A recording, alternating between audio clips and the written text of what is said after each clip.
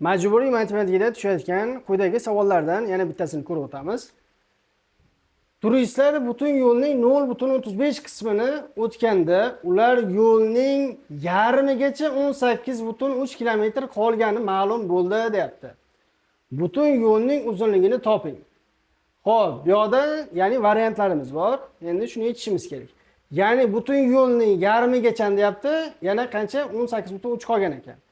Demak, o'zi butun yo'lni yarmini x taqsim 2 qilsak va bosib o'tgan yo'limiz 0,35 x desak, yana ayiramiz.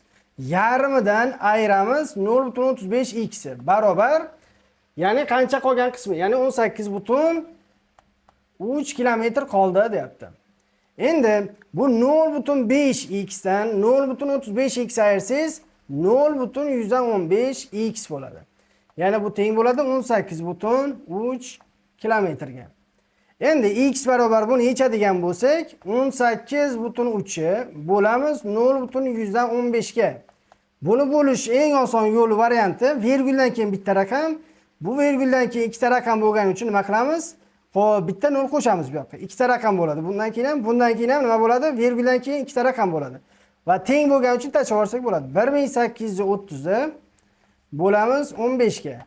Xo'p, buni 15 ga qisqartirgan paytimizda 122 bo'ladi. Va bu javobimiz nima ekan? C javob bo'ladi. Videomiz yoqqan bo'lsa, videoga bitta like bosib, kanalimizga a'zo bo'lib qo'yamiz.